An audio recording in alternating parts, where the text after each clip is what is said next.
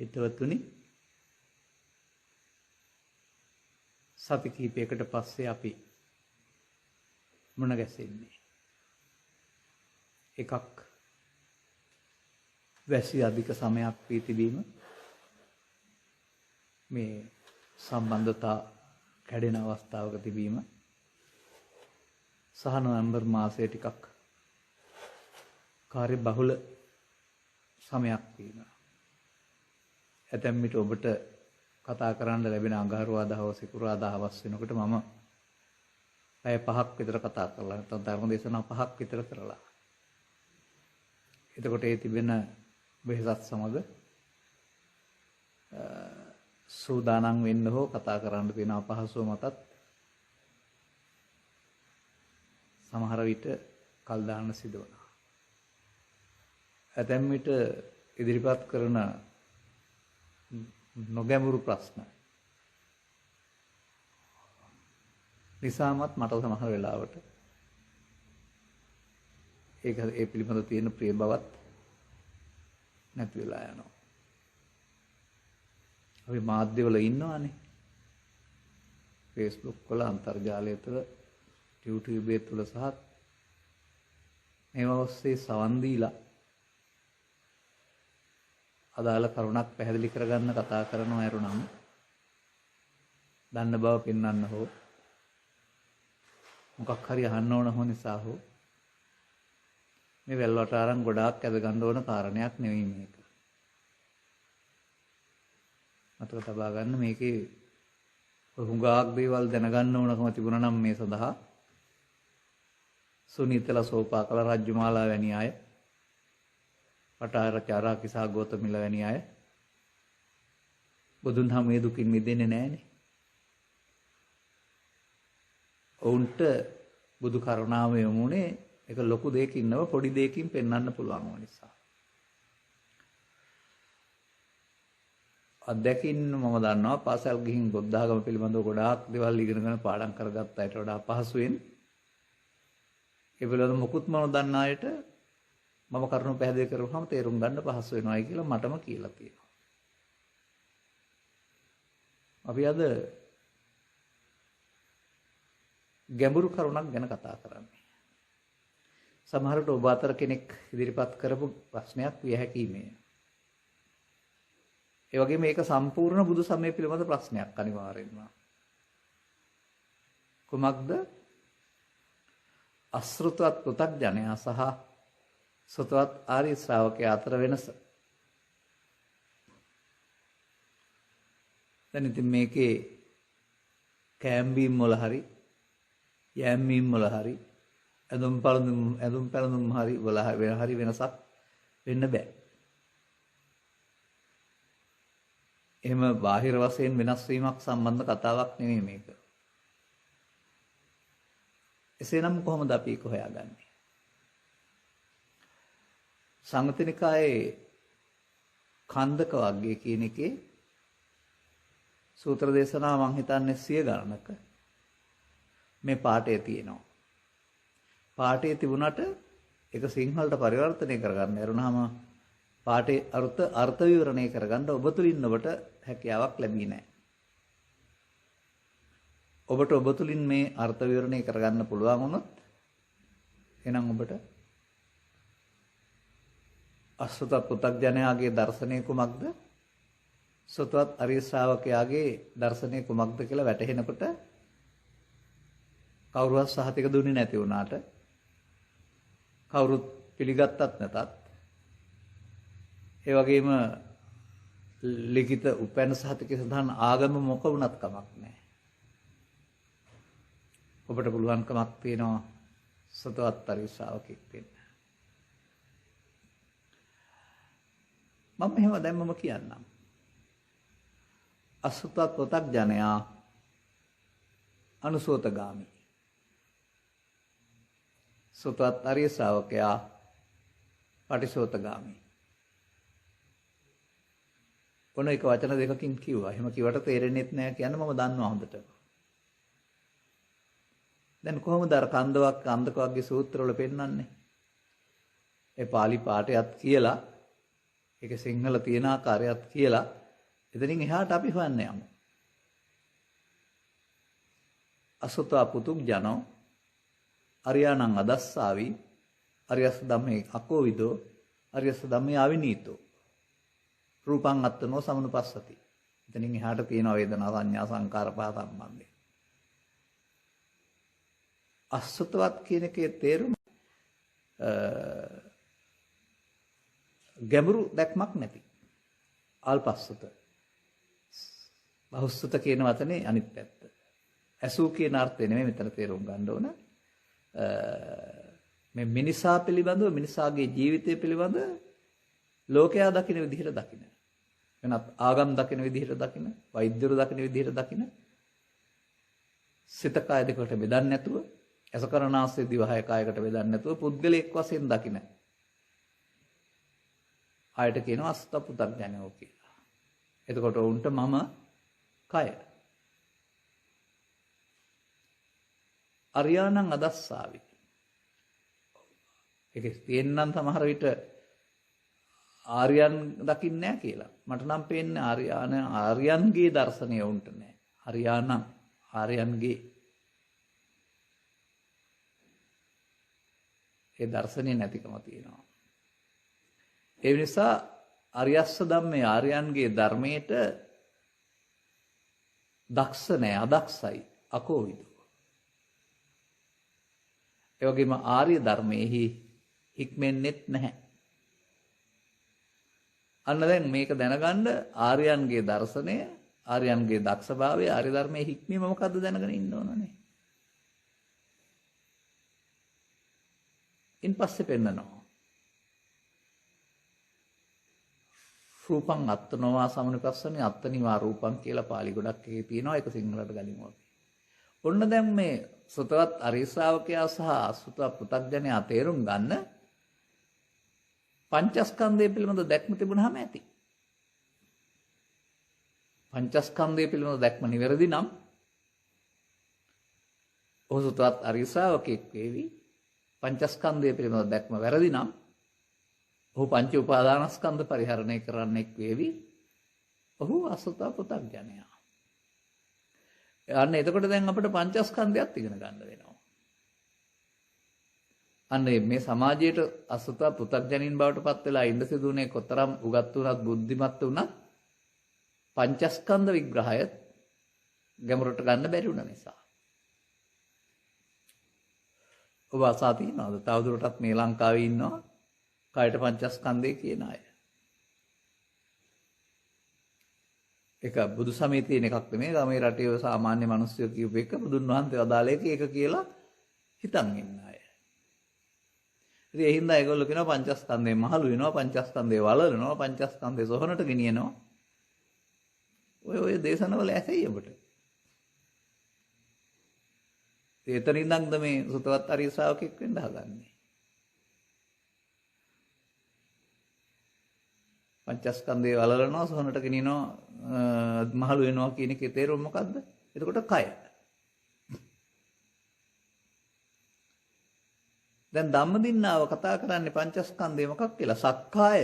පංච උපාදානස්කන්ධයට සක්කාය කියනවායි කියලා.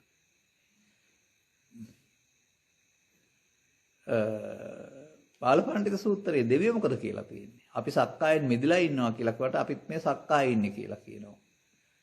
ඒ කියන්නේ දෙවියොත් පංච උපාදානස්කන්ධය තුල ඉන්නවායි කියන එක. ගිලාන සූත්‍රයේ බුදුන් වහන්සේ වදාරනවා බඹලෝ ප්‍රාර්ථනා කරන්න එපා, බඹලොවත් සක්කාය තියෙනවා කියලා. දැන් අපට නම් ඝනකයක් තියෙනවා කොහොමද? දෙවියන්ට ඝනකයක්වත් නැහැ, බ්‍රහ්මයින්ටත් නැහැ. එතකොට පංචස්කන්ධේ කය කියන අය මොකද දෙන උත්තරේ? අර පංචස්කන්ධේ මහලු වෙනවා, පංචස්කන්ධේ සොහනට ගෙනියනවා, පංචස්කන්ධේ දිරා යනවා කියන එක. ඔන්න ඔය මඩගොහරුවේ ඉඳන් මේක තේරුම් ගන්න බෑ. සියුම් දර්ශනයක් අවශ්‍ය වෙනවා. ඉතින් ඕකේ තරම් කරුණක් නෙමෙයි. මේ සංයුත්ත නිකායේ සත්තට්ඨාන කුසල සූත්‍රයට ගියාපුවම ඒකේ මේ උත්තරේ දීලා තියෙනවා බුදුන් වහන්සේ. ඒ නිසා මා දකින්නවා සත්වය අපාය යන්නේ, දිව්‍ය ලෝකේ යන්නේ, බ්‍රහ්ම ලෝකේ යන්නේ පංච උපාදානස්කන්ධයෙන්. මේ හැමතැනම තියෙන එකක්. එතකොට අපි කතා කරන අණ්ඩජ ජලාබුජ සංසේදිත කියන සත්ත්ව කොටස් වලට තමයි ඝන කයක් පිහිටන්නේ. ඕපපාතික කියන අයට പ്രേත හෝ දේව හෝ බ්‍රහ්ම ඝන කයක් නැහැ. ඒ ඝන කයක් නැති වුණාට පංච උපාදානස්කන්ධය තියෙනවනේ එතකොට. එහෙනම් අපට ඝන කයක් තුල පංච උපාදානස්කන්ධය තියෙනවා. ඕපපාතික සත්ත්වින්ද ඝන කයක් නැතත් පංච උපාදානස්කන්ධය තියෙනවා. ඒක කය වෙන්න බෑ එහෙනම්. තව අටුවාවේ තිබිලා හම්බ වෙන අර්ථයක් කන්දේසු ජායමානේසු ජීයමානේසු මීයමානේසු කියලා ස්කන්ධ නම් වූ සමූහය හට ගන්න කල්ලි දිරණ කල්ලි මේ යන කල්. ඔබ ශරණයක් පාසා උපදින්නෙහි දිරන්නෙහි මැරෙන්නෙහි. මෞකසෙන් බිහි ජීවිතාසානෙ දක්වා ජීවත් වෙන කයකට නෙමෙයි පංචස්කන්ධය කියන්නේ. මොහතකින් නිපදී දිරණ මැරෙන එකකට. මොහතකින් නිපදී දිරනවා මැරෙනවා. එතෙන් එන්න බැරි වුණ සමහර අය නාම රූප කියන වචන දෙක එක අර්ථයකට අරගෙන දැන් ඔය බාහිර ලෝකෙට නම් කරපු රූප වලටත් නාම රූප කියලා ත්‍රිපිටකේ කියලා තියෙනවා. නමුත් අපි ඉගෙන ගන්නවා නාමසිත රූපකය කියලා. අන්න එතකොට කයයි හිතයි දෙක පංචස්කන්ධය කියලා ගන්න අයක් ඉන්නවා. එතකොට කය පට ව්‍යාපෝ තේජෝ නැත්නම් රූප වේදනා සංඥා සංකාර නාම. ඒ තවත් වරද්දගත් විදියක්. දැන් එහෙම නෙමෙයි තථාගතයන් වහන්සේ සත්තට්ඨාන කුලස සූත්‍රයේ පෙන්නන්නේ. මිනිස්සු මේ ලෝකේ ජීවත් වෙන්න ගියාපුවම අරමුණු ගන්නවා. ලෝකේ ජීවත් වෙන්න අපට සයාකාර අරමුණු ගන්න සැකසීලා තියෙන මේ කය.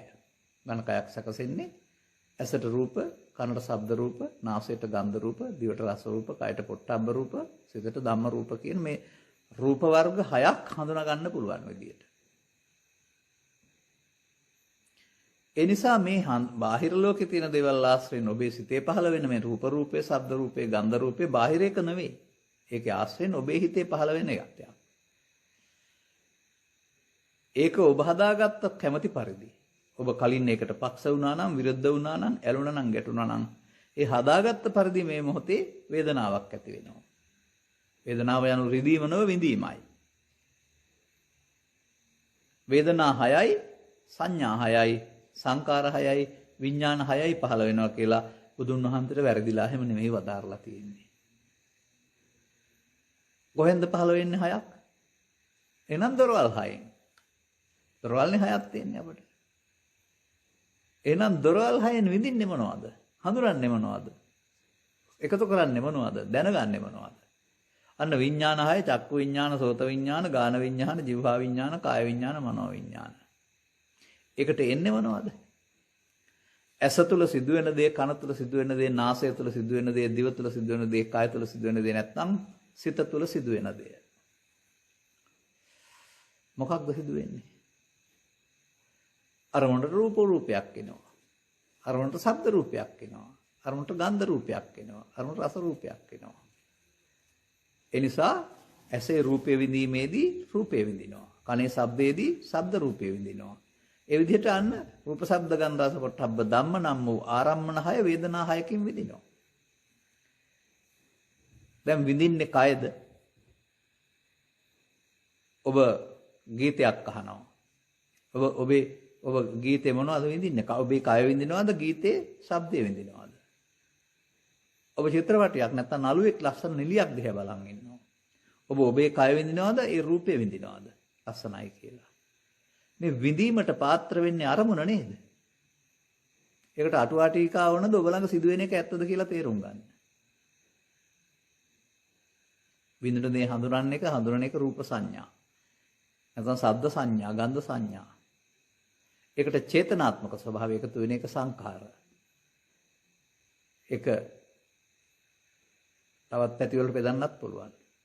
මෙන්න මෙහෙම මේ ඇසේ පහළ වෙන අරමුණ රූප ආරම්මණය වේදනාවෙන් ඉඳ සංඥාවෙන් හඳුනා සංකාරයෙන් බැඳී කරන කර්තව්‍ය ටික වෙනස් නොකිරීමකින් තොරව දැන ගැනීම විඥාණය. විශේෂයෙන් දැන ගැනීම. දැන් එහෙනම් ඔබට ඇසේ කනේ නාසයේ දිවේකේ මොහොතක් පාසා පංචස්කන්ධ පහළ වෙනවන්නේ. අන්න එහෙම දන්නේ නැති කෙනාට කියනවා අසුතව පුතග්ජනයා. දැන් පංචස්කන්ධෙන් පංචස්කන්ධයට මැරෙනවා කියන්නේ අරමුණෙන් අරමුණට මැරෙනවා. ඇසෙන් කනට කනෙන් නාසයට නාසයෙන් දිවට අරමුණු මාරු වෙනවා. ඇස තුළමත් අරමුණ මැරෙනවා. දැන් අර කන්දේසු ජායමානේසු ජීයමානේසු කියන පදයට හරිනේ. එතකොට මොහොතක් පාසා මැරෙනවානේ. අන් පෘථග්ජනයාට එහෙම නෙමෙයි මව් කුසෙන් බිහුන පුද්ගලයා ළමයා තරුණයා මැදි වේකනා මහලු වෙලා මැරෙනවා. එයාට උපත් එකයි මරණ එකයි. ඒ මම ඔහුට. අන්න එහෙම කය මම කොට ගන්නා අසුත පෘථග්ජනයා. මේ අපි කතා කරන්නේ දැන් මේ ආර්ය දර්ශනය. මේක දකින්නේ නැහැ ඔහු. ඒ නිසා ඔහුට මේ පංචස්කන්ධයට එනදී රූපං අත්තනෝ සමනුපස්සති. රූපේ මම කියලා ගන්නවා. රූපේ මම රූපේ රූපදල මායත මාතුල රූපයත. එතකොට රූපේ මම කියන්නේ ශරීරය නෙමෙයි. ඒ රූප රූපේ, ශබ්ද රූපේ, අරමුණට එන රූපය කවුද මම කියලා ගත්තේ මේ ලෝකේ කවුරුත් අරගෙන නැහනේ. කොහොමද අපි ඒක හඳුනාගන්නේ? අන්න මේ පංචස්කන්ධ ධර්මතාවය හටගෙන නැතෙනවා ලෝකේ ජීවත් වෙන්න ඒක අවශ්‍යයි. පෘථග්ජනයයකට අමුතුවෙන් අගයක් එකතු කර ගන්නවා ආත්ම කොට ගැනීම. පංචස්කන්ධය ආත්ම කොට ගැනීම. ඔහු මේ ඇසෙන් කනෙන් නාසයෙන් හමු වෙන අරමුණට එකතු වෙනවා. එහෙම ගන්නවත මේ. ඒ එකතු වීමේදී ඔහුට වර්තමානයේ හමු වෙන විට ඔහු එකතු වෙන්නේ වර්තමානයට නෙමෙයි ඔහුගේ අතීතයට. ඇහැට හමු වෙන්නේ විරුද්ධවාදියෙක් නම් හමු වෙන වෙලාවට ඔහුට ඉස්සරහින් ඉන්න පුද්ගලයා විරුද්ධවාදියෙක් වශයෙන් පේනකොට ඔහුගේ හිතේ තියෙන විරුද්ධවාදය එතෙන්ට එනවා. අපි කියනවා ඒකට ව්‍යාපාද විතර්කය කියලා. ඔහු ප්‍රිය කරන දේ ඇහෙනවා නම් ඔහුගේ හිතට එනවා ඇල්ම. එතකොට එනවා කාම විතර්කය කියලා. ව්‍යාපාද විතර්කයේ බරපතල වුණොත් ඔහුට අවිවසවන්ට මොකක් හරි ක්‍රියාමාර්ගයක් ගන්න හිතෙනවා. ගහන්න, බනින්න, කපන්න, කොටන්න, මරන්න. එතකොට කියනවා විහිංසා විතර්කය කියලා. මෙන්න මෙහෙම මේ සිතට එන වෙන කාරණාවට එකතු වෙනවට පෘථග්ජනයයි කියලා කියනවා. එකතු වුණාම මොකද වෙන්නේ? ගහ ගන්න, වෙන ගන්න, කපා ගන්න, කොටා ගන්න, පලි ගන්න, ප්‍රතික්‍රියා දක්වන්න රියැක්ෂන් වලට යනවා. ඔබට මේක තේරුණාම මේ ලෝකේ පෘථග්ජන භාවයේ නාඩගම් මඩුව තේරෙවි. පිස්සන් කොටුව. අන්නේ එකතු වීමට කියනවා ඒතං මම ඒතවහං අස්මින් ඒසෝ මේ අත්තා. දැන් එය කියන්නේ මේ මොහොතට ආපු දෙය. ලෝභය හෝ, දේශය හෝ, මෝහය හෝ, ඊර්ෂ්‍යාව හෝ, ක්‍රෝධය හෝ, වෛරය හෝ, පව හෝ, පින හෝ, ධානය හෝ, රූප තණ්හා හෝ, ශබ්ද තණ්හා හෝ, ගන්ධ තණ්හා ඕන ඕන දෙයක් ඒතං. ඒකට කවදාවත් මිනිස්සු මම කීවේ නැහැ. ඒකත් සමග ඇලීමට ගැලීමට බුදුන් වහන්සේ දීපු නමක් තමයි ඒතං මම. එතකොට එහෙමනම් තව ටිකක් හොයාගන්න පුළුවන් තැනක් තියෙනවා. කොහෙන්ද හොයාගන්න ඕන? පඨම සහ ဒုတိ අසුතවන්ත සූත්‍ර වලින්. මහණෙනි කය නම් අවුරුදු 60ක් 70ක් 80ක් තියෙනවා. එක තැනක පෙන්නනවා කය දි รา යන දෙයක් බැවින් මිනිස්සුන්ට කයෙන් මිදෙන්න ඕනකමක් තියෙනවා. ඒක තේරෙන නිසායි කියලා. තවක ඒකෙම පෙන්නනවා කය අවුරුදු 60ක් 70ක් තියෙන නිසා කයේ මම කියලා කෙනෙක් පුද්ගලයෙක් ඉන්නවා කියලා ගත්තත් කමක් නැහැ. ඉති මනෝ ඉති චිත්ත ඉති විඥාන. සිත විඥානය මනසයයි කියනු ලැබේද? ඒකට එන දේ මම කොට ගත්ත එක පෘථග්ජනයාගේ වැඩක්. ඒකෙන් මිදෙන්න උට පෘථග්ජන භාවය තුල බෑ. දැන් මොකද්ද මේ අසුතවන්ත සූත්‍රයේ පෙන්නන්නේ? සිතට එන දේ මම කොට අරන් තියනවා කියලා. හොඳයි මේ ලෝකේ කවුරුත් ඔකට මම කියලා කරලා තියනවාද? මම ඒකට ඇලෙනවට, ගැටෙනවට, මුලා වෙනවට කියන නමක් තමයි මඤ්ඤමානය. මම කොට ගැනීම. එකතු වීම.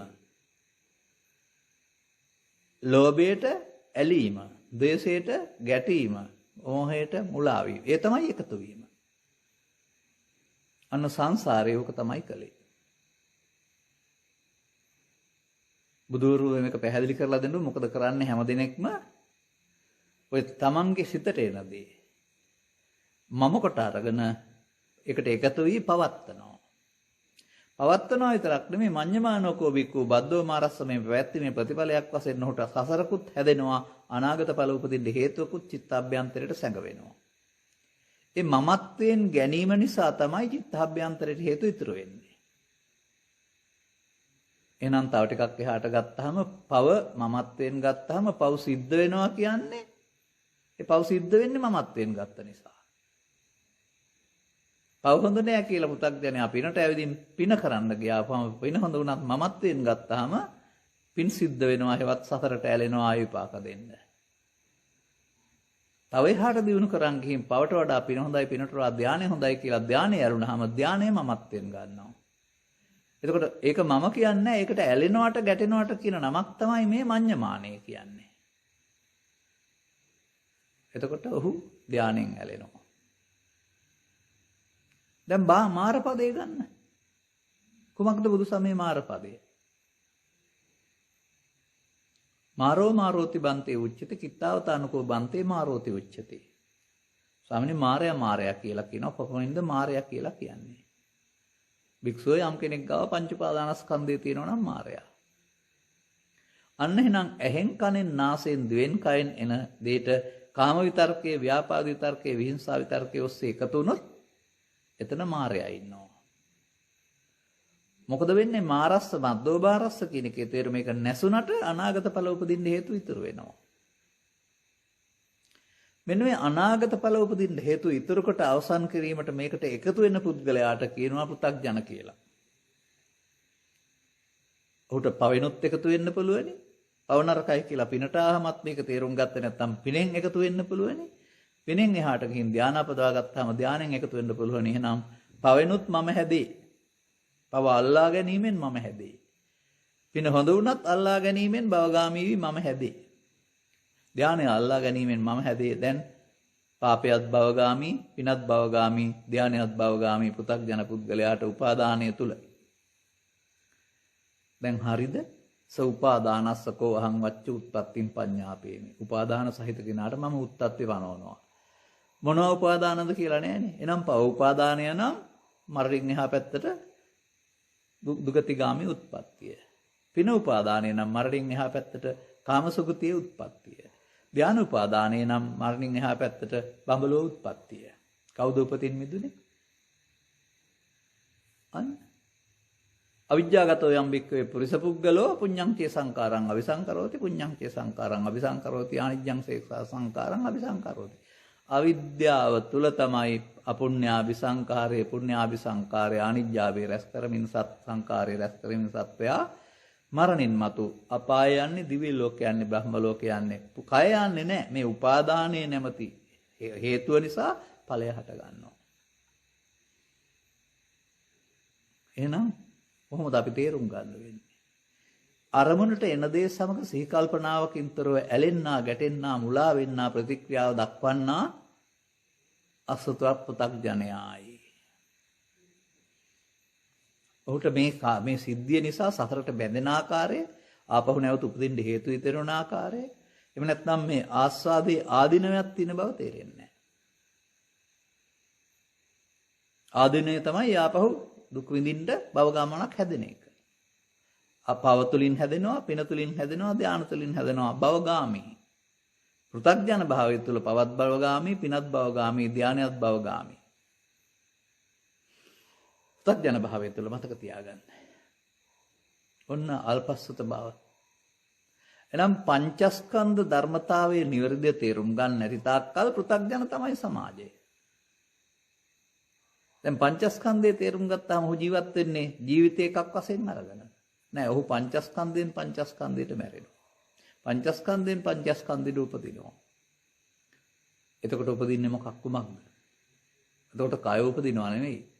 කාම විතර්ක උපදිනවා, ව්‍යාපාද විතර්ක උපදිනවා, විහිංසා විතර්ක. අන්න uppannam කාම විතක්කං, uppannam ව්‍යාපාද විතක්කං, uppannam විහිංසා විතක්කං. තුනම උපදින්නේ නෑ. ඔය ලෝභ දේශ මොහ කියන වචන තුනක් ඔය පෙන්නන. uppannam. ඒ uppannam කියන්නේ මව කුසෙන් බිහිවෙන විතරක් නෙමෙයි. හට ගැනීමට uppannam කියලා කියනවා. ඔය පසුගිය සමයේ නිමාවුනේ පොය දවසින් චීවර මාසයේ එතකොට කටින පින්කමක් කරපු ඕනෑම තැනක උපසපන් භික්ෂුන් වහන්සේලා එකතු වෙලා සුනාතු මේ බන්තේ සංඝෝ ඉදන් කටින චීවරං උප්පන්නං කියනවා. ඒ මොකක් ඉපදුනා කියලා කියන්නේ? කටින චීවරං උප්පන්නං කියලා කියන්නේ මම උපදින් බිහුණා කියන එකද? ලැබුණා. කටින චීවරයක් ලැබුණා. හටගත්තා. උප්පන්නං කියන එකේ තේරුම. අන්න හට ගන්නවා. දැන් මේ හටගන්න එකට එකතු වීම ප්‍රමාදයයි, පෘථග්ජන භාවයයි, සසර ඇවිදින පාරයි. බුදුබණ නොවේ, බුදුන් පහළ වෙන්න පෙර මිනිස්සු කරපු මෝඩකමයි. බුදුන් පහළ වෙලත් මේක පැහැදිලි කරලා තිබීදී තේරුම් ගන්නතෝ මේ මෝඩකම කරන මෝඩ තකතිරුව ටිකක්. මේ 70%ක් ඉන්න බෞද්ධයින්ගෙන් 69%ක්ම ඒ තකතිරුව කියලා මට කියන්න වෙනවා. බුදු සමය ගැඹුරින් හොයාගත්තේ නැතුව අතකපිරුවා කියන පදේ උන්නම් කියලා දෙන්න. මේ හිටියලා කියනවා ගෙදරක මෝඩ පහයි පුද්ගලයෙක්. ඒ සවට තිරුවක් කියලා කියනවා. දැන් තිරුවා ඉන්නවා අම්මා තාත්තා පෝෂණය කරනවා තිරුවාගේ අක්කා දීලා කොහට හරි. දීලා තියෙන අඹගමුවට. ඉතින් තාත්තට ඕන වුණා මොකක් හරි පණිවිඩයක් යවන්න හරි මොනවා හරි දූට යවන්න හරි. ඉඳලා ඉස්සෙල්ලා දවසේ හැන්දෑවේ කතා කරලා තිරුවෙට අඹගම යන්න ලෑස්ති වෙන්න ඕන කියලා කිව්වා. උදේ බැලුවා තිරුවා නැහැ. ටිකක් දවල් වෙනකොට එනවා. කොහෙද ගියේ? අඹගම ගියා. පාන්දරම නැගිටලා මිනිස්සු අඹගම ගිහිනුත් එනවා දැන්. ඒකට කියනවා තිරුවා අඹගම ගියා වගේ කියලා. ආ තිරුවාගේ තකකමට කියනවා තක තිරුවා කියලා. මොඩකමට. බුදු සමයේ ගැඹුරු තේරුම් ගන්න නැති තාක්කල් බෞද්ධයෝ තක තිරුවෝ. මහ ලොකු පින්කම් කර කර නැගලුවාට. මෙන්න තක තිරු බෞද්ධක වෙන්න මොදව ගන්න තමයි අපට Facebook හරි YouTube හරි ගුවන්විදුලි මාධ්‍ය හරි රූපවාහිනී මාධ්‍ය වල හරි අපි එන්නේ මිය ගියාට පින් දෙන්න බන කියන්න නෙවෙයි. ජීවත් වෙලා ඉන්න මිනිස්සුන්ට මෙන්න මේකට එකතු වීමෙන් හදා ගන්නා වූ දුකෙන් මිදෙන්න එකතු නොවි ඉන්න ආකාරය උගන්වන්න. අසුතවත් පුතග්ජන භාවයෙන්ට සුතවත් අරිය ශාවක භාවයෙන් ලෝකේ බලන හැටි කියලා දෙන්න. මොකේටද මේ එකතු වෙන්නේ? එකතු වෙන්නේ එක දෙයකින් කියන්නම්. එකතු වෙන්නේ Taman ළමා කාලේ අද දක්වා එකතු කරගත්ත Tamanගේ මතයට, ප්‍රත්‍යක්ෂයට, අතීතයට. අවුරුදු 10ක් තරහින් හිටියනම් කෙනෙක් එකලා අද දකින්නකොට ඒ 10ම තරහනේ එන්නේ හිතට. ඒකටයි එකතු වෙන්නේ. බාහිර පුද්ගලයා ප්‍රත්‍යක් විතරයි ඔබ එකතු වෙන්නේ ඔබේ හිතට එන පරණ දෙයට. හොඳයි ඒක තියෙන දෙයක්ද? මේක මල දෙයක් නේ. ඔබ මේකට එකතු වෙලා මල දෙයට පණ දෙනවා, මල මිනියට පණ දෙනවා.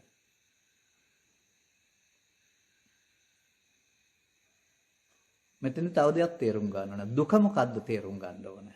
ඔය ඉස්කෝලේ ගිහින් පංච උපාදානස්කන්ධා දුක්ඛ කියලා ඉගෙන ගත්තට විභාගේ පාස් වුණාට හරියන්නේ නැහැ. මොකද්ද උපාදානයේ තියෙන දුක? ඒක තුල උපාදානස්කන්ධය තුල දුක තියෙන්නේ. පංච උපාදානස්කන්ධයම දුකයි කියලා මේ රටේ බණ කිව්වට එහෙම එකක් නැහැ. මයන්නක් නැහැ පාලි කොහෙවත්. ඒ අර කය පංචස්කන්ධය කියලා හිතාගෙන තමයි පංච උපාදානස්කන්ධෙම දුකයි කියලා.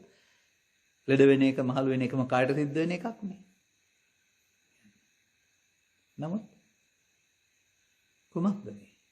අපි උදාහරණයක් වශයෙන් ගනිමු.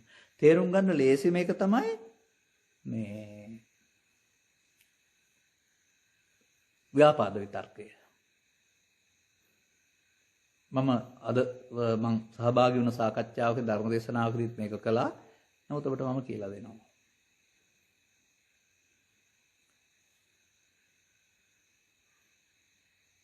මස්සිනාලා දෙන්නේ ලීරලා බීලා ගෙදර යනවා. මස්සිනා කියන එකේ තේරුම නංගි බැඳලා ඉන්නවා කියන එකනේ. පයින් ගෙදර යනවා මහන්සි වෙලා. යන්නේ පොඩ්ඩක් ඇඟ රත් වෙන්න මොනවා හරි අරගෙන මධ්‍යසාරයට අදාළ දේවල්. දැන් පොඩි වෙරිගතයකුත් තියෙනවා. දැන් මෙයාට සින්දුවක් මතක් වෙනවා ගීතයක්. ශෝක ගීතයක් වෙන්න ඇති. ඉතින් මෙයා මේ ගීතේ මුමුණනවා. මෙයා මේකෙන් වතුරක් ලබනවා හරි පාළුවමක් එන්න මොනනවා අනිත් එක්කෙනාට මේකේ අතීතේ මතක් වෙලා ඇවිදින් මහ විශාල වේදනාවක් දෙනවා. එහෙනම් කියන්න එපා කියලා කියනවා. මෙයා කියනවා අරයා සැරයක් කිව්වා දෙවතාවක් කිව්වා තුන් වතාවක් කිව්වා කියන්න එපායි කියලා අහන්නේ. එයා කියනවා මෙයා එපා කියනවා. දැන් අන්න ඔයගේ වෙනත් කාරණයක් සාහිත්‍යය ඇතුළේ එකතු කර තිබුණා වූ ව්‍යාපාද විතර්කයේ හිතට ආවා. දැන් පාලනය කරගන්න බීලා නිසා සිහි කල්පනාවක් නැහැ එකතු වුණා එකට. එකතු වෙලා පන්නනවා මස් වෙනවා පිටිපස්සේ. පන්නලා කන්දක් උඩින් ගෙදරට ගිහිල්ලා මරනවා මස් වෙනවා. දැන් ව්‍යාපාදේ යාට සැපගෙනක් දුන්නද? නැගණියගේ සහෝදරයා මිය ගියා නැගණිය කන වැන්දුම් වුණා. ඔහු බෝගම්බරට ගිහින් බෝගම්බර ඉන්න ගමන් පත්තරේට මේ කතාව කියනවා විනාඩි 2ක තත්පර 2ක ඉවසන් බැරිකම අද මගේ පශ්චාත්තාපය. මට මගේ ජීවිතයක් නැහැ නංගිට නංගිය ස්වාමි පුරුෂයක් නැහැ. විනාඩි 2ක් ඉවසන්. දැන් ව්‍යාපාද විතර්කයට ඔහු එකතු වෙලා නෙමෙයිද මේ සේරම කළේ? ඔබට පේනවද මේ සමාජයේ ලොකු කුඩාත් හැම තැන්වලදීම ව්‍යාපාද විතර්කයේ විසින් කරන අපරාධ මිනිස්සුද අපරාධ කරන්නේ?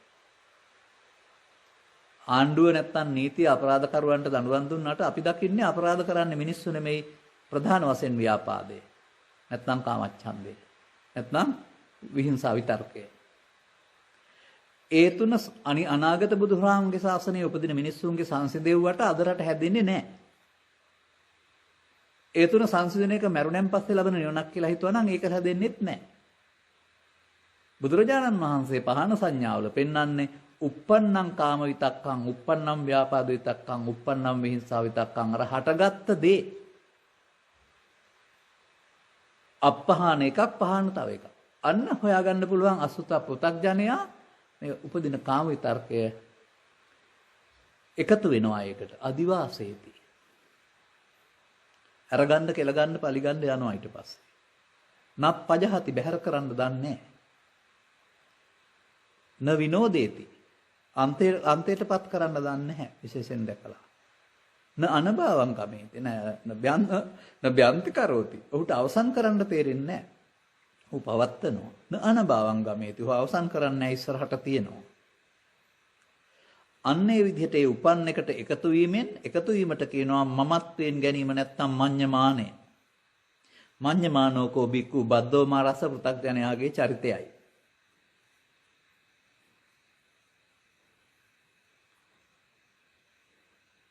ඔන්න පෘථග්ජනයා හඳුනා ගන්න.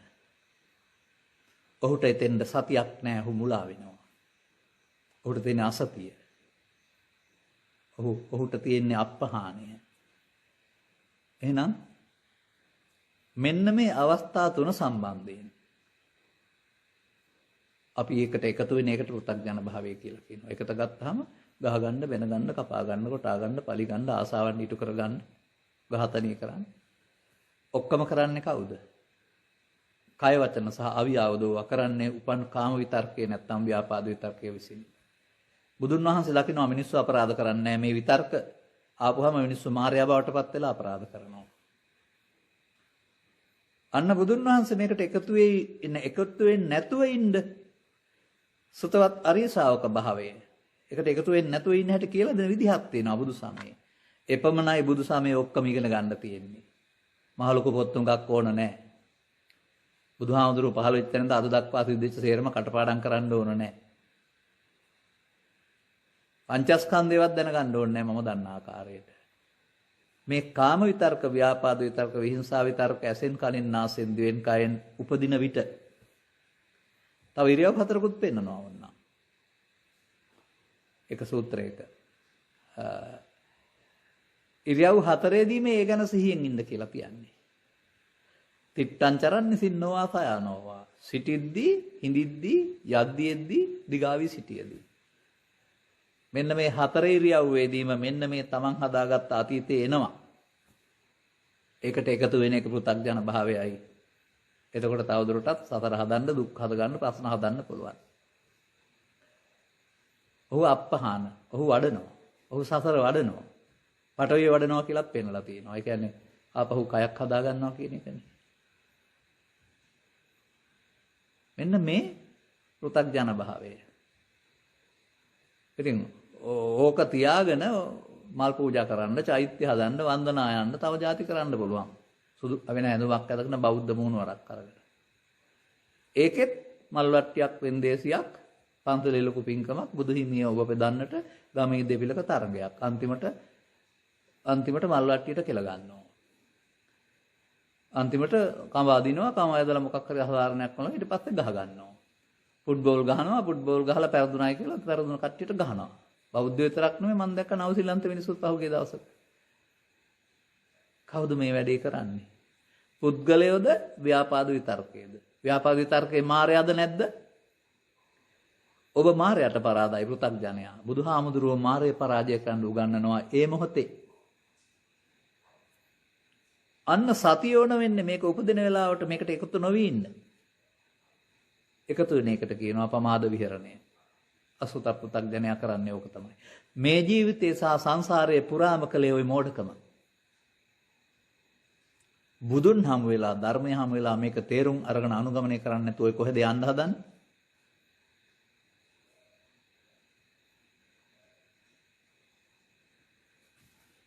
කල්පනා කරලා බලන්න. දැන් අපිට ඊතුරු කාලය තුල ඊතුරු ටිකක් කියලා දෙන්න වෙනවා. මේ ප්‍රමාද විහරණය පැහැදිලි කළේ. එතකොට අර මම කතා කරපු කතාවේ අවුල ඇති කලේ මොකක්ද? ද්වේෂය. මම දකිනවා ඊයේ පෙරේද දවසක් CCTV කැමරාව තුල ප්‍රවෘත්තියක් තුල CCTV කැමරාව. දකුණු පළාතේ තරුණයෙක් 27 හැවිරිදි හැන්දෑවට කොත්තු රොටියක් කන්න කඩේට එනවා. බයිසිකලෙන් එන්න තියෙනවා ඇත්තේ. නමුත් වෙරිමර ගාතේ තමයි එන්නේ ඇත්තේ. කොත්තු රොටියේ මිල වැඩිවීම හරි තව මොන හරි කාරණයක් නිසා දෙදෙනා අතර ප්‍රශ්නයක් ඇති වෙනවා. මුදලාලි සහ පාරිභෝගිකයා අතර. ඒක නීතිය පැත්තේ විසඳ ගන්න හෝ අතහැරලා දාන්න දෙන්නටම පුළුවන් කමක් නැහැ. ඔහු යන්නේ කේන්තියෙන් ගෙදර. දැන් ඔහු එකතු වුණා. Tamanda සිදුුනේ මදිකමක් පාඩුවක් කියලා එකට එකතු වෙලා දැන් ඔහුව මෙහෙවන්නේ ඔහුගේ අතපය නෙමෙයි ඔහුගේ ව්‍යාපාද විතර්කය. ඔහුගෙන් පිහියකුත් තරම් එන්නේ. ඇවිදින් මොකද කරන්නේ? පැනලා ඇවිදින් කොටනවා එකක් මුදලාලිට. අතට වෙන්නේ නැති. එතකොට කෑ ගහන ශබ්දෙට පිටිපස්සේ කුස්සිය පැත්තේ ඉන්න දරුවා පුතා සහ සේවකයෝ එනවා. ඔවුන් ළමයි වඩාගෙන ඉන්නේ නැහනේ. ඔවුනුත් එන්නේ මෝල් ගස් එහෙම අරගෙන. එවිදින් හොඳ මෝල් ගස් ප්‍රහාරයක් එල්ල කළා අර පුද්ගලයා එතනම ඝාතනය කරනවා. දැන් මේකෙන් සැපද හම්බ වුනේ. කේන්තිය පදනම් කරගෙන ප්‍රශ්න විසඳන්න ගිහිල්ලා ඔහු මරුතුරලට ගියා. ඒක විසඳන්න කේන්තිය පදනම් කරගත්ත පුතා සහ සේවකයෝ දැන් එල්ලුම් ගස් යයි නැත්නම් සදාකාලිකව හිරගෙදරට යයි. දැන් මේ ව්‍යාපාද විතර්කයේ සැපද ගෙනත් දුන්නේ? දුක දැක්කද? ඒ ව්‍යාපාද නැමැති පංච උපාදානස්කන්ධයේ දුක දැක්කද ඔබ? ඔක තියෙන කල් එනවා. ඒක දැන් එකක්ද? ඔබේ තරහ දැන් එකක්ද? ළමා කාලේ ඉඳලා එකතු කරගත්ත මූලය නේද මේ? ගැටෙනකොට ඒක නේද එන්නේ? ඔබ ලෝකෙට දොස් කීවට ඔබේ මේ ද්වේෂ මූලය ඔබ ඇතුලේ ඔබේ අතීතය නේද? ඔබ මේ අතීතයට පණ දීලා එකතු වෙනව නේද වර්තමානයේ? අතීතයට පණ දී එකතු වී වර්තමානයේ වසා අනාගතය හදනවා. ඒ ලෝභයෙන්, ද්වේෂයෙන්, මෝහයෙන් කටයුතු කිරීම තුළ අනාගතයක් හැදෙනවා. පෘථග්ජන මිනිස්සුયો දන්නේ පවෙන් පිනෙන් ධානයෙන් සසර හදන්න ඇරුණාම කිසිවෙක් සසරෙන් මිදෙන්න දන්නේ නැහැ. කයිය නම් තියනවා ලොකුවට. ඕනනම් හදන හැටි කියලා දෙන්න. මේ ඇසට, කනට, නාසයට, දිවට, කයට ඒවා තමයි එකක් ප්‍රසාදය කියලා කියන්නේ. අනිත් එක හම්බ වෙන ඉදිරියෙන් තියෙන රූපය තමයි, ශබ්දය තමයි ප්‍රත්‍යය. මේ දෙක නිසා ඔබේ ඇසට, කනට, නාසයට, දිවට, කයට නැත්නම් යන්දිෙද්දි හිටිද්දි අර ඉරියව් හතරේදී මොකද වෙන්නේ? අර තමන් හදාගත්ත කාම විතර්කේ එනවා. ලෝභයේදී, කාමයේදී, ද්වේෂයේදී ව්‍යාපාද විතර්කේ එනවා. මෝහයේදී විහිංසා විතර්කේ එනවා. ඒක දැන් එකක්ද? බාහිර ලෝකේ තියෙන එකක්ද? ඔබේ හිත ඇතුලේ තියෙන මෝඩකමද? ඔබ කියනෝ නේද ඉන්නව මරුණා පෙවුන්නේ ආසහිය නෑ එකට එකතු වෙනවා. මෙන්න මේකට එකතු වෙනවට තමයි පස්ස කියන්නේ. තින්නම් සංගති පස්සෝ ස්පර්ශ වෙනවා. අර පරණ කුණු කන්දලට එකතු වෙන එක ස්පර්ශ කියන්නේ මේ නිකන් අරමුණක් ස්පර්ශ වීම නෙමෙයි. දැන් ඒකේ තියෙන ඊර්ෂ්‍යාව, ක්‍රෝධය, වෛරය, සැප දුක වේදනා, පස්සපච්චා වේදනා. ඇලෙන්න නම් පලිගන්න නම් වේදනාපච්චය තණ්හා දෙපැත්තට. තණ්හා නම් උපාදාන, උපාදාන නම් භව. ඔන්න දැන් මේ මොහොතේ කරපු වැඩේ සසර හැදුවා. භවපච්චය ජාතිනේ. වර්තමාන මොහොතේ බුදුන් වෙත යන්න තිබෙන පාර විනෝට ඔබ සසරට යන්න පස්සපච්චය වේදනා, වේදනාපච්චය තණ්හා, තණ්හාපච්චය උපාදාන, උපාදානපච්චය භව ස්කන්ධ පංචකය තුල ආත්ම තුනක එහෙම නෙවෙයි සසර වියනවා. ඔන්න පෘථග්ජන භාවය. දැන් මේ මෝඩකම තමයි කර කර ඉන්නේ පව තුල පින තුල කියලා තේරුම් ගන්න පුළුවන් නම්. දැන් පහන සංඥා ඉගෙන ගන්න වෙනවා. එහෙම නැත්නම් එකතු නොවෙන්නේ කොහොමද? බලමු අපි බුදුදහමේ නැද්ද කියලා එහෙම පදයක්. මේකට කියනවා ක්‍රෝධේන. ක්‍රෝධයෙන් ජය ගන්න ගියා. නමුත් බුදුන් වහන්සේ වදාළනවා අක්‍රෝධේන ජිනේ කෝධං. ක්‍රෝධය ජය ගන්න ක්‍රෝධ නොකර ඉන්න ඕනේ. දැන් මේ කිරීමනේ පැහැදිලි කළේ. කොහොමද නොකිරීම පැහැදිලි කරන්නේ? වේරේන වේරාණි නහි. වෛර කිරීමෙන් වෛරය ඉවර වෙන්නේ නැහැ. එතකොට සතර හැදෙනවා. අවේරේ නච සම්මන්ති. නොකිරීමෙන් සංසිඳෙනවා. අපි මොකද දැන් කරන්න ඕන කියලා මම අහපුවාම සමාජයට කියලා තිනවා වසර 5ක් 6ක් තිස්සේ ඉස්සර කරපු දේ කරන්න එපා කියලා. තේරෙන්නේ නැහැ. නොකිරීම කියන්නේ මොකද්ද කියලා තේරෙන්නේ නැහැ. අන්න ආර්ය ශ්‍රාවකයා නැත්නම් සුතවත් ආර්ය ශ්‍රාවකයා කිරීම වෙනකොට නොකිරීමට මෙතෙන්ද සිහිය ගේනවා. ඒ සිහිය ඔය ඔසොයිමි ගණන් තමයි කියා ඉන්න එකක් නෙවෙයි. ඒකෙන් පුරුදු කරන්න පුළුවන්. අපි කියමුකෝ හුස්ම ඉහළ පහළ ගැනීම කියලා. ඒ හුස්ම ඉහළ පහළ ගැනීමට ආනාපාන සතිය කියනවා කියලා තමයි අපේ අය හිතන් ඉන්නේ. ඔය සරියුත් හාමුදුරන්ගේ අටුවාවක මට හම්බ වෙනවා ආනාපාන සතිය මේ හුස්ම ඉහළ පහළ ගැනීමට ආනාපාන සතිය කියන්නේ නැහැ කියලා. එහෙනම් මෞකසින් බිහිවුතෙන් පටන් මැරෙනකම් හුස්ම ගන්නවා අපි. දන්නේ නැහැ. නමුත් ඇතුළු වෙනවා දැනුනොත් පිට වෙනවා දැනුනොත් ඒ සිහිය නේද දැනීම කියන්නේ. දැනෙන්නේ සිහියට නේද? ඒ මොහොතේ සිදුවෙන දේ දැනීම සිහියයි. දැන් ඕක දිනු කරගන්න විනාඩි ගාණක්. ඊට පස්සේ අඩිය තියෙනකොටත් අඩිය තියෙනවා දැනීම සිහියයි. ඔහොම සිවුන කායානුපස්සනාව ඔස්සේ මේ සිහිය දිනු කරගෙන එන්න ඊට පස්සේ ඇසට කනට නාසයට දිවට කයට උදව්වෙන් මේ කාම විතර්කයේ, ව්‍යාපාද විතර්කයේ, විහිංසා විතර්කයේ එනකොට දැනීම. මේකට හරස් තබන පුද්ගලයා කවුද? අකුසලයෙන් වෙන්වීමට දියුණු කළ යුතු සද්දා සති කියන චෛසිකය. දැන් මේකට එකතු වුණොත් සතර හැදෙන හැටි තේරෙනවද? ඒක මොකක්ද? පහුගිය දවස්වල ඉතු කරගත්ත දෙයක් නෙමෙයි සිතවිල්ල. නමුත් මේකට මහා බලවත් විදිහට එකතු වෙලා මහා විශාල අපරාධයක් නැත්නම් සතරක් හදා ගන්නවා. ඉරි විලංගුවේ වැටෙනවා, අංග විකල වෙනවා, මන්ද බුද්ධික වෙනවා. ඉතින් ඔය ඔක්කොම මොන ප්‍රශ්නද? පෘථග්ජන භාවයේ තුල කාම ව්‍යාපාද විතර්කයට එකතු වීමේ දුක. දැන් කොහොමද මේ මොහොතට එකතු නොවි ඉන්නේ? එකතු නොවෙන්න වඩන්න ඕන, පුරුදු කරන්න ඕන. අනුණ්ඩ උණ දේ හරි ඔබට මේවා නිසා වෙච්ච දෙයක් හරි පිළිබඳව අත්දැකීම් තියෙනවා නම් දැන් එහෙනම් මේකට එකතු වෙලා බෑ. දැන් මේකට එකතු වීමට කියනවා කර්ම රැස් කිරීම. පිනට එකතු වුණත්, පාපයට එකතු වුණත්, ධානයට එකතු වුණත් කර්ම මාර්ගේ යනවා. සතර හදනවා. මේකට එකතු නොවෙනවට කියනවා කර්මක්ෂය කිරීම. මේකට එකතු නොවෙන්න දිනු කරන එකට කියනවා සතිය වඩනවායි කියලා. මේකට එකතු නොවෙනවට කියනවා නාදි වාසේති පජහති විනෝදේති බ්‍යන්ති කරෝති අනභවං ගමේති. කොයි වෙලාවෙද එකතු වෙන්නේ නැද්ද ඉන්න ඕන? උපන් වෙලාවේදී. බාහිර ගැටෙනකොට තමන්ගේ චිත්තාභ්‍යන්තරයේ තියෙන මේ මුලාව තියෙනතුරු එනවා. මේ මුලාවට කියනවා අනුසය කියලා, එනවට කියනවා පරිඋත්ථාන කියලා. නමුත් හිතට ආවට කයට වචන නොදී ඉන්න පුළුවන්කමක් තියෙනවා. ඒ කයට වචන දෙන එකට තමයි වීතික්කම කියන්නේ. අන්න ඔබට මේ වීතික්කම නවත්තන්න බෑ පෘථග්ජනයාට. ඉන්නවා මැරෙනවා පෙවුන්නේ නැහැ. ගහගත්ත බැනගත්ත කපාගත්ත කොටාගත්ත අවුල් කරගත්ත. ඔහුට ඇති සතියක් නැහැ. ඔහු ප්‍රහාණය කරන්නේ වඩන්නේ. සතර වඩන්නේ. දැන් කොයි වෙලාවෙද මේක උපදින්නේ? ඊයේද හෙටද? නෑ වර්තමාන මොහොතේ.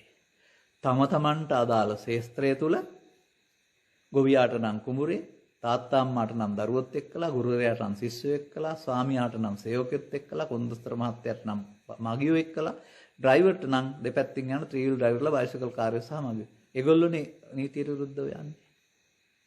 රත් වෙනවා, තද වෙනවා කියන මේ විතර්කයේ උපදිනව නේද? ඒ මම නේද? බුදුන් වහන්සේ වදාරනවා ආනන්දය, රාදය, ද්වේෂයටයි මම කියන්නේ, ලෝභයටයි මම කියන්නේ, ඊර්ෂ්‍යාවටයි මම කියන්නේ. අන්න මම වුණා. පෘථග්ජනයා කියන්නේ මඤ්ඤමානෝකෝ බික්කු බද්දෝ මාරස් මේකට එකතු වෙනවට පෘථග්ජනයයි කියනවා. ඔවුන් එහෙනම් තව සසර ඇවිදින අනුසෝතගාමී පාරේ. දැන් අවේරේනච සම්මන්ති නොකිරීමෙන් සංසිඳෙනවා. මොකද්ද මේකේ කරන්න තියෙන්නේ? ඔබ දරුවෙකුට කෑම දෙනවා. දරුවා වැඩිනවා නේද? නොදී හිටියොත් කෙට්ටු වෙන්නේ නැද්ද? ඔබ පැලෑටියකට පොර දානවා වැඩිනවා නේද? නොදා හිටියොත් වැඩින්නේ නැහැ නේද? ඔබ මේ එකතු වීමෙන් ලෝභයට, ද්වේෂයට, මෝහයට, ඊර්ෂ්‍යාවට, ක්‍රෝධයට, වෛරයට ආහාර සපයනවා. එකතු වුණේ නැත්නම් කෙට්ටු වෙන්නේ නැද්ද? දැන් බලන්න ලෝභක්ඛය, ද්වේෂක්ඛය, මෝහක්ඛය නිබ්බාන. නිවනට යන්න මොකද කරන්න ඕනේ? ලෝභය, ද්වේෂය, මෝහය ෂේ කරන්න වෙනවා. මේ පෘථග්ජනයා ලෝභයට, ද්වේෂයට, මෝහයට එකතු වෙවි මොකද කරන්නේ? නිවන් ප්‍රාර්ථනා කර කර ඉන්නවා. මෙතන ලෝභයට, ද්වේෂයට එකතු වෙන්නේ නිවන් වහවහ කොහෙදෝ නැති නිවන ප්‍රාර්ථනා කර කර ඉන්නවා. කවදාවත් හම්බ වෙන්නේ නැහැ. ඒ මේක දැන් හම්බ වෙන්න ඕන එකක් නේ. දැන් මේක ෂේ කරපුවාම තමයි මේ බුදුන් නැත නැත්තම් නිවීමට යන්නේ. එහෙනම් සතිපට්ඨාණයෙන් පෙන්වන්නේ ඔන්න ඔය ඇසේ කනේ නාසයේ දිවේ කය. මේකට චරන්ත කියලා කියනවා. චරන්ත කියලා සූත්‍රයක් තියෙනවා, චර කියලාත් තියෙනවා. ඒකේ පෙන්වන්නේ මේ කාම විතර්කයේදී, ව්‍යාපාද විතර්කයේදී, විහිංසාව විතර්කයේදී යද්දි එද්දි සිටිද්දි නිදද්දි එකට එකතු වීම පෘථග්ජන භාවයයි. එකට එකතු නොවි අතහැරීම. අම්මා අතහැරීම, තාත්තා අතහැරීම, ඉඩකඩම් අතහැරීම, රස්සාව අතහැරීම නෙමෙයි බුදු සමයේ. ලෝභය, ද්වේෂය, මෝහය අතහැරීම. අල්ලා නොගැනීමෙන් අතහැරීම. එකතු නොවීම. දැන් හරි. දැන් හොඳම වචනේ කියලා දෙනවා. ඔන්න ඔතනින් නිට්ටයයි අනිත්‍යයි හොයාගන්න. එකතු වෙනකොට මම මගේ ආත්මහිවත් නිත්‍ය සුඛ ආත්ම කොට ගන්නවා. ඒ නිත්‍ය සුඛ ආත්ම කොට ගන්නවා කියන්නේ ලෝභය, ද්වේෂය, මොහේ මගේ ආත්ම කොට ගත්තා. දැන් එතකොට ඔහුට නිත්‍යයි සුඛයි ආත්මයි ඔහු සතර හදනවා. අනිත්‍ය නිත්‍ය සංඥනෝ, දුක්ඛේ සුඛ සංඥනෝ. අනිත් දුක්ඛ අනාත්ම දේවල් නිත්‍ය සුඛ ආත්මාරණ සත්‍ය සතර ඇවිදිනවලු. හරිනේ. මොකද මෙතන නිමා කරන්න තියෙන එක සතරක් හදන්න පුළුවන්. ඉස්සරහට උපදින්න හේතු තියන්න පුළුවන්. දැන් හොඳයි එකතු වුණේ නැත්නම් ඒක මොකද වෙන්නේ? ක්‍රියාවට යන්නේ නැත්නම් ඒකට ආහාර හම්බ වෙන්නේ නැහැ. ඒක නැති වෙන්න ඕන නේද? දැන් අල්ලා ගැනීමෙන් නිත්‍ය අල්ලා ගන්න නැති එකට අනිත්‍ය කියලා කියනවා නේද?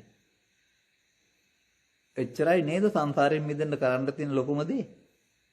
මහ ලොකු බණපොත් කීසියක් පෙරලන්න ඕනද ඔක ඉගෙන ගන්න? මොකුත් ඕනේ නැහැ. තේරුම් ගත්ත එකෙන් බණ ටිකක් අහන්න. ඊට පස්සේ ඔබට එදිනදා වැඩ කටයුතු කරගෙන යන්න පුළුවන්. හැබැයි මේ බාහිරෙන් ගැටෙනකොට ඇතුළත තිබිලා එන්නා වූ මේ ත්‍රිවිධ විතර්කයට එකතු නොවෙන්න ඔබට දිනු කරපු සිහියක් තියෙනවා. නැත්නම් ඉන්නවා මැරෙනවා පේන්නේ නැහැ, පරණ පාරේ යනවා. ඒකට කියනවා සක්කාය දිට්ඨියට පැමිණීම කියලා. අත්තානු දිට්ඨින් ඌහච්චේවම් මච්චතරෝසියා. සක්කාය දිට්ඨියට නොපැනීමෙන් තමයි මායя පරාජය කරන්න වෙන්නේ. දැන් තේරුණාද? එනවා. අපි කය වචනෙට දුන්නේ නැත්නම් එයා යන්න ඕන නේද? අන්න මේ අතර මේක එනකොට කයට වචන නොදෙන්න මෙතෙන්ද ගේන සිහිය තමයි මේක කඩන්නේ. මේක විපාක තේරෙනවා නම් ආදීනව මේකට එකතු නොවි මේක ෂෙයා කරගන්න ඕන. ෂෙයා වෙන්නේ එකතු වුනොත් නෙමෙයි, එකතු නුනොත්.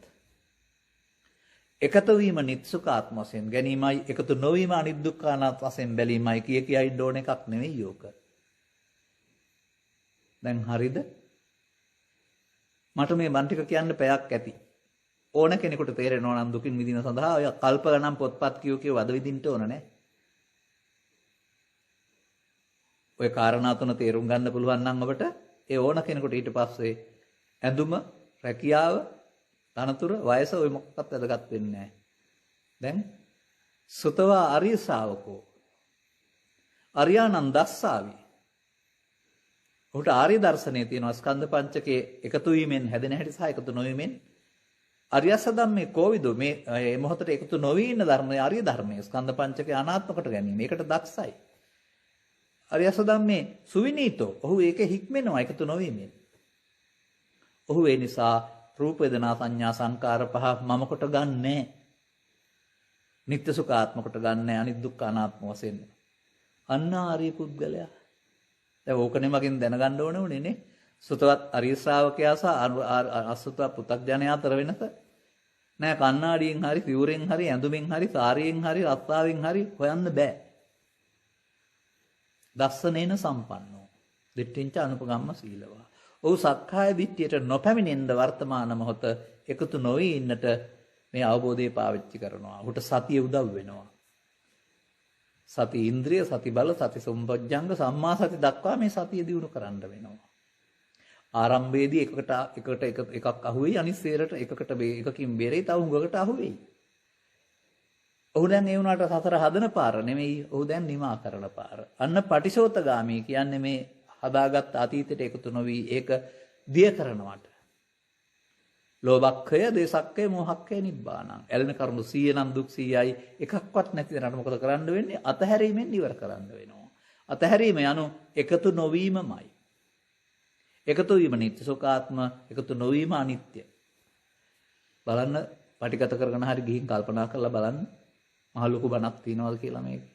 දැන් තේරෙනවද මොකක්වත් ත්‍රිපිටකයක් හරි අභිධර්මයක් හරි මොකක්වත් මේ පටාචාරාට කිසాగෞතමීට සුනීතට සෝපාකට උණිනු නැත්තේ ඇයි කියලා? ඕක තේරුණා නම් ඊට පස්සේ හදන්නනේ තියෙන්නේ. මහ ලොකු බණක් තියනවා කියලා මේක හිතනවද?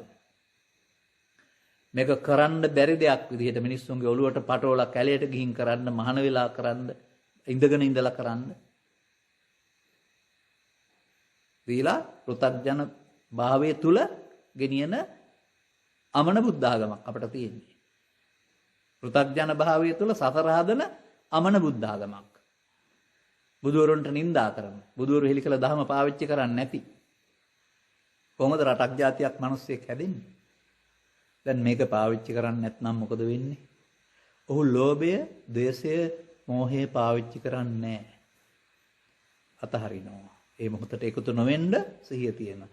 අන්න දැන් කියනවා සබාපි දුක්ඛේහි සබාපි දෝමනස්සේහි අසුමුකෝ රුද්ධබානෝ පරිසුද්ධම් බ්‍රහ්මචරියම් පටිවසති.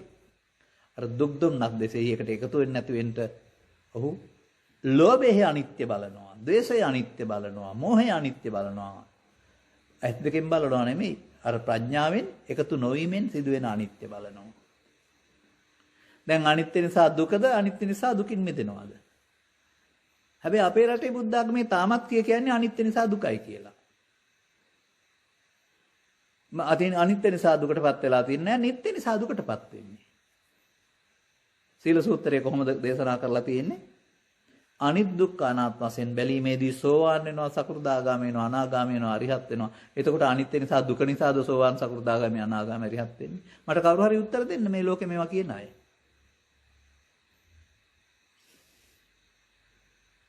ඔන්නෝක තේරුම් ගන්න මන අහලා. දැන් හරිද? දැන් ඔය තිට්ඨං චරන්නේ සින්නෝවා සායනෝවා කියන ඉරියව් හතර තමයි සතර සතිපට්ඨානේ. හතර ඉරියව්වේම සිහියෙන් කටයුතු කිරීම. චර සූත්‍රයේ, චරන්ත සූත්‍රයේ uppannam කාමිතක්කං, uppannam ව්‍යාපාදිතක්කං, uppannam විහිංසාවිතක්කං. ඉරියව් හතරේදී හෝ ඇසෙන් කනෙන් නාසයෙන් මේක උපදිනවකට එකතු නොවීමට කියනවා නාදිවාසේති පජහති විනෝදේති බ්‍යන්ති කරෝති අනභවං ගමේති. ඒක තමයි ප්‍රහාණේ මග. වෙන මොකවත් බුදුන්ට කියන්න දෙයක් නැහැ. මේක අත්හදා බැලුවා උන්වහන්සේ මේවා ක්ෂය කරගෙන සංසුන් සැනසීමකටපත් වුණා. ලෝකේ කාරණා නිසා ඇවිස්සෙන්න දෙයක් උන්වහන්සේගේ අතීතේ නෑ. අතීතේ මල දෙයක්. අපිට අතීතේ මරා ගන්න විතරයි තියෙන්නේ. කරපු කර්ම ඉවර කරන්න ඕන. කර්මක්ෂය කිරීම.